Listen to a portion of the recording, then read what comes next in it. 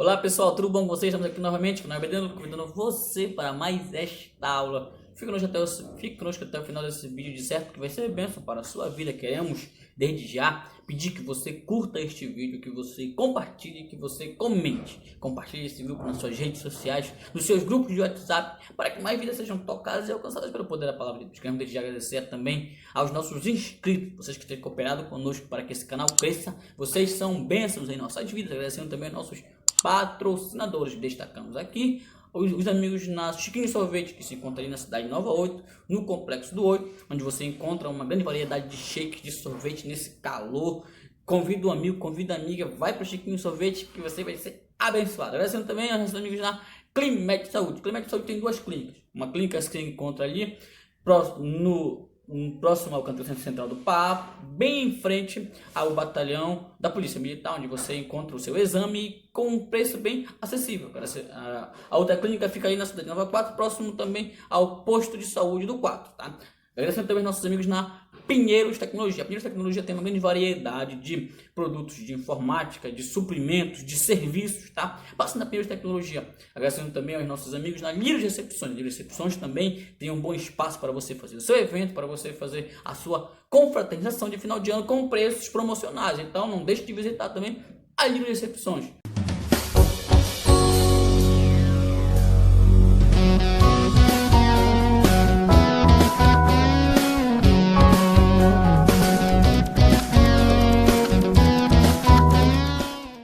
Lição de número 10, pessoal, estamos chegando na lição de número 10, mais um trimestre que está chegando na reta final. Lição de número 10 com o tema Pedro é livre da prisão. Lembrando que no próximo dia 8/12/2019 teremos o dia da Bíblia. Olha só que bênção. Você que é nosso companheiro na escola dominical, sinta-se alegre em comemorar esse tão formidável dia conosco. O dia da Bíblia. A Bíblia é o livro mais lido e mais vendido em todo o mundo, porque vidas são curadas pela palavra de Deus. E como alguém disse, a Bíblia é o único livro que você lê com o autor do lado. A Bíblia é o livro que nunca morre. E você que tem uma Bíblia, que ama a sua Bíblia, não deixe de ler ela, porque através dela Deus fala contigo, Deus te cura, Deus te toca. E eu deixo aqui a última reflexão de Thomas Watson. Ele diz que leia a Bíblia até que o teu coração esteja informado. Não deixe que ela apenas o informe, mas que o inflame. Então, leia a Bíblia. O tema é Pedro é livre da prisão. O texto do dia diz: E eis que sobreveio o anjo do Senhor e resplandeceu uma luz na prisão. E tocando a Pedro no lado, o despertou, dizendo: Levanta-te depressa. E caíram-lhe das mãos as cadeias. Atos capítulo número 12, versículo de número 7. A síntese diz: quando a igreja persevera em um propósito de oração, os céus se movem, os milagres acontecem. Os céus se movem e os milagres acontecem. O texto bíblico se encontra em Atos capítulo 12, versículo de número 1 ao versículo de número 12. Mas para ser mais específicos, o último subtópico nós tocaremos do versículo 13 a mais ou menos ali ao versículo 19 ainda do capítulo 12 de Atos. Uma palavra introdutória, nós vamos analisar a respeito da prisão de Pedro, o momento de perseguição que iniciou-se ali. Tiago é morto e aquilo agradou a Herodes, que ele prende a Pedro, e estaremos analisando essa saída de Pedro milagrosamente da prisão. Portanto, vamos lá. Tópico de número 1, a prisão de Pedro. O primeiro subtópico fala a respeito de Herodes. Existem muitos Herodes na Bíblia e a gente não vai se ater a definir, a destacar, mas algumas coisas nós temos de interessante a respeito deste Herodes. Ele era neto de Herodes o Grande, que era o Herodes na época do nascimento de Jesus. Herodes o Grande tinha 10 esposas, uma de suas esposas, Marina, descendente dos Emaneus, família nobre judaica. Teve um filho, etc. Herodes, segundo o nosso autor, Herodes Agripa I, havia apoiado Caio Calígula quando se tornou imperador. Ele era altamente respeitado pelos judeus, note isso.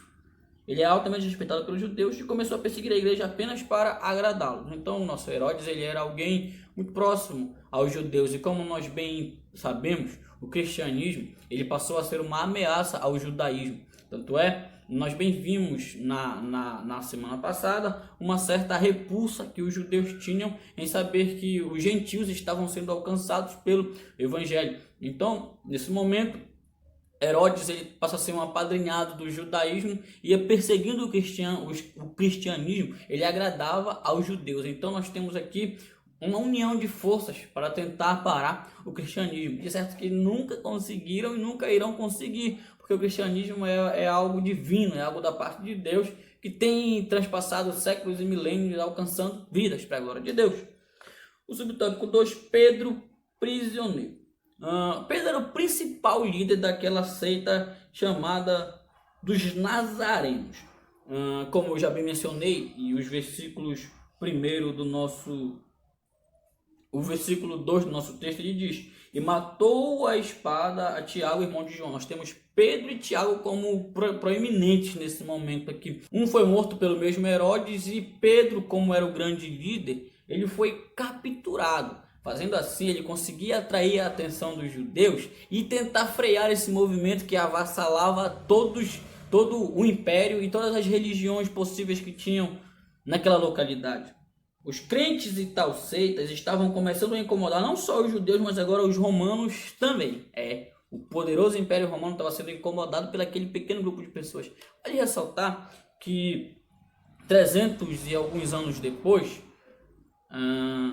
400, a queda deste Império Romano, alguns historiadores chegam a apontar o cristianismo como o motivo fundamental para que o Império Romano caísse. Isso, o cristianismo, para você ver o poder que o Evangelho tem. Então, não desista de ser uma testemunha de Cristo. Com todas as dificuldades que você passa, continue a pregar, porque o Evangelho ele tem poder. Paulo escreve aos Coríntios dizendo que o Evangelho da cruz ele é poder de Deus. Enfim, então Pedro ele foi guardado ali para que ele fosse uma certa atração para aquelas pessoas por conta do período da Páscoa. Então Pedro ele é capturado e ele é preso não como um prisioneiro normal, mas como alguém de alta periculosidade. Se fosse nos dias de hoje, seria um daqueles prisioneiros que atrairia a mídia, as reportagens, etc. Que ele é posto ali diante de 4 grupos de soldados, com 4 soldados em cada grupo para guardar. Eram 16 soldados ali só para guardar a Pedro. Olha só como que Pedro foi tratado como alguém desprezível para aquelas pessoas. Talvez Herodes temesse uma resistência armada, uma tentativa de seu grupo de libertá-lo. Pedro havia se tornado um homem perigoso, pois pregava a Cristo, declarava que ele era soberano e que estava acima de todos. O único caminho para Deus e Pai. Enquanto a igreja continuava a rogar a Deus em favor dele. Note isso, que Pedro estava sendo preso, injustiçado, tratado como um pior elemento. Foi a mesma coisa que fizeram com Jesus. Jesus morreu de morte de cruz. A cruz era para os piores dos piores dos criminosos e Cristo foi preso, foi posto na cruz. Chegamos ao subtópico 3, a arma da igreja. A oração é a arma da igreja, não podemos esquecer disso.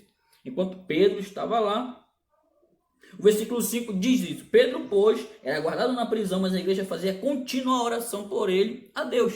Então Pedro sendo preso, tratado mal, a igreja continuava a orar. E continuemos a orar. Quando Paulo escreve aos Tessalonicenses capítulo 5, versículo 17, ele diz: orai sem cessar. Precisamos orar, como nós precisamos orar. Eu destaco a oração, ela vista como as nossas petições diante de Deus, lógico, mas como algo ligado a relacionamento. Jesus ele fala de oração no capítulo 6, versículo 6 de Mateus. Quando orares, entra no teu quarto, fecha a tua porta, ora ao teu pai que está em secreto, teu pai que te vê em secreto te recompensará.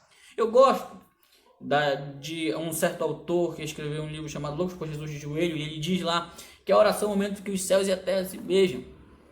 Uma forma meiga de falar da oração, mas a oração é algo muito sério. É o momento nosso de nos relacionarmos, de nos derramarmos diante de Deus. A igreja precisa orar. A igreja precisa orar. Eu destaco as palavras de George Miller, que foi o pai dos órfãos, que está no livro Heróis da Fé de Orlando Boyer. Quando George Miller conseguiu sustentar um orfanato através de oração, 2 orfanatos se eu não me engano, e as palavras dele é: ore, clame e insista a Deus. Se Deus não te atender pela vontade, ele vai te atender pela tua insistência. E George Miller menciona a parábola daquela mulher que ficou insistindo aos pés de um juiz e ele a atendeu porque ela insistia em clamar a ele. Então, ore, busque, Não estou vendo, continue a orar. A igreja não sabia, aí Pedro estava trancado, Pedro estava guardado por 16 homens, mas eles continuavam a orar. A oração ela alcança o impossível. Deus ainda é o Deus do impossível, então como igreja temos que orar. Em Tiago capítulo 5, versículo 16 diz que a oração feita por um justo pode muito em seus efeitos. Não podemos deixar essa sobrenaturalidade da oração. Então ore sem cessar, continue a orar, clame, tenha fé e ore. Tópico de número 2 com o tema Pedro é livre da prisão. O subtópico 1 fala as cadeias caem. Bom, nós bem já mencionamos que quando Pedro estava preso, no versículo 5 diz, a igreja fazia contínuas orações.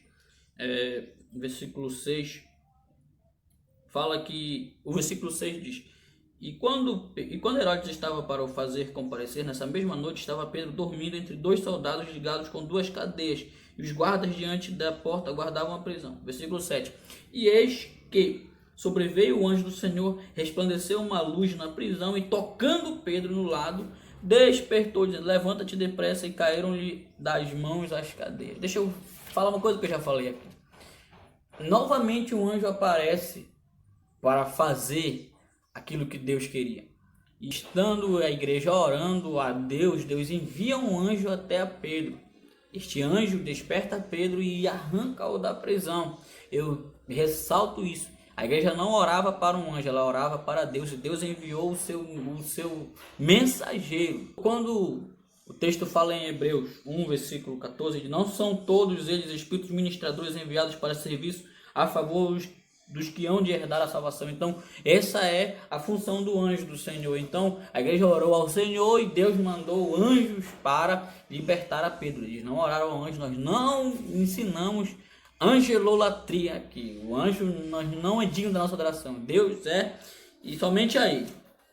E o versículo de número 7 diz que a cela foi iluminada, o anjo tocou em Pedro e o despertou dizendo, levanta-te depressa. Enquanto a igreja orava, o anjo visitou a Pedro, fez com que as correntes caíssem. Lembre-se que o Senhor, ele quebra as correntes. Não sei que as correntes têm nos prendido ou tentado nos prender, o Senhor tem poder para quebrar, e há de quebrar. É um momento de reflexão também. Continue orando por alguém que está aprisionado, continue clamando por essa pessoa, porque o Senhor, ele quebra correntes, nós cremos nisso. E disse-lhe o anjo, cinge-te as tuas sandálias, cinge-te e ata as tuas sandálias, e ele o fez, e assim disse-lhe, mas lança às costas a tua capa e segue-me. Cingir quer dizer preparar, se preparar para o trabalho, se preparar para a caminhada. Calçar as sandálias, lá em Efésios 6 fala a respeito da sandália, da propagação do evangelho. Então a gente tem que se preparar para voltar a caminhar, para pregar o evangelho. E falando de capa, capa tem uma simbologia de chamado. Eu gosto de falar do capítulo 19 de 1 Reis, quando após Elias desejar a morte, Deus manda que ele se levantasse, saísse da caverna e fosse ungir a Eliseu também. Mandou que ele ungisse a um rei e ungiria também a Eliseu, que seria o seu sucessor. E o texto diz que quando Elias passa próximo a Eliseu, ele lança sobre ele a sua capa, e Eliseu, entendendo que era um chamado, ele segue a Elias sem mencionar uma palavra, porque capa quer dizer chamado. Quando Pedro vai colocar a sua capa, ele está dizendo, eu estou segurando novamente o meu chamado, e nada me segura para que eu não o cumpra.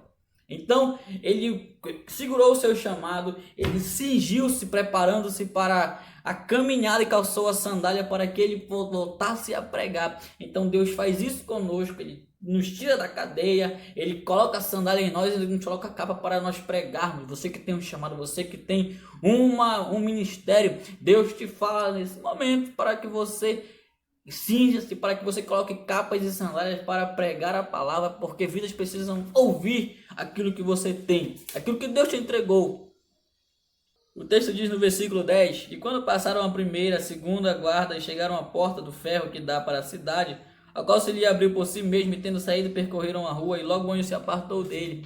Então, se você for ler o versículo 9, ele vai dizer que Pedro ainda não havia entendido, ainda achava que fosse uma visão, mas o anjo vai conduzindo a Pedro para sair, e chegando na última porta ele abre, porque Deus abre os caminhos para nós passarmos, Deus nos conduz, Ele nos guia. E aí o Salmo 23, salvo engano, ele diz: guia-me pelas veredas da justiça, por amor ao teu nome. É Ele quem nos diz, é Ele quem nos guia, é Ele quem nos conduz. Esse relato nos mostra que é Deus quem nos livra do mal e abre as portas para nós. Olha o que Paulo diz em 1 Coríntios 16:9: porquanto uma porta grande e oportuna para o trabalho se abriu para mim, há muitos adversários. Ei, é Cristo quem abre as portas. Deus vai abrir as portas para nos conduzir a fazermos a sua vontade. Então não esqueça disso. Deus abre as portas, quebra a cadeia, Deus nos tira da nossa prisão e abre as portas para nós. Louvado seja Deus. Tópico de número 3, com o tema Deus responde. Acreditar na resposta, diz o subtópico primeiro. Entenda uma coisa. Como eu mencionei no versículo 9, diz que Pedro não estava entendendo, ele achava que fosse uma visão. E aí o anjo veio conduzindo ele. Quando ele chegou e abriu a última porta, que Pedro saiu, e que ele deu-se conta, e o versículo 11 diz: e Pedro, tornando assim, disse: agora sei verdadeiramente que o Senhor enviou o seu anjo e me livrou da mão de Herodes e tudo que o povo dos judeus esperava. Olha só, Pedro reconheceu que o Senhor havia o livrado. Ele disse: o Senhor enviou o seu anjo. Então, o mérito da libertação dele foi para o Senhor. Lembre-se disso, eu reitero isso. É Deus quem manda anjo para nós, não é nós que pedimos. Alguém pede a anjos que venham até ele. Não. Nós oramos ao Senhor, é Deus que intervém da sua maneira, do seu propósito. Tá? Então, este anjo veio, tirou a Pedro da prisão e ele deu-se conta, ele teve ele foi convencido naquele momento que era um trabalhar divino. Então, aqui já vai excedendo o nosso texto bíblico, porque ao chegar no versículo de número 13, diz que quando ele chegou à residência onde eles estavam, ele foi à casa de Maria, mãe de João, também chamado de Marcos, onde muitas pessoas estavam congregadas e oravam. Esse é o mesmo local onde eles haviam se reunido, onde o Pentecostes havia descido. Então, eles estão ali orando e Pedro chega e bate na porta. O versículo 13, quando ele bateu a porta à frente, uma empregada chamada Rode foi ver quem era. Então, quando Pedro bate a porta, a mocinha que havia ido ver quem era e reconheceu a voz de Pedro, ficou eufórica, retornou para avisar as pessoas que era Pedro quem estava batendo, mas ela não abriu. Ela não abriu. Então Pedro teve que continuar lá insistindo em bater. E entenda isso, eles estavam naquele momento orando para que Pedro fosse solto, mas Pedro já havia sido solto. Deus responde a oração. Ei, Deus responde a oração. Jeremias 33:3 diz: clama a mim e responder-te-ei, anunciar-te-ei coisas novas e ocultas que estão por vir. Então, clame. A resposta às vezes é imediata, às vezes nem tanto, mas continue a orar. Lembra que eu já falei da citação de George Miller. E para concluir, foi um toque divino, foi um trabalhar divino. O subtópico 3 fala de um toque divino.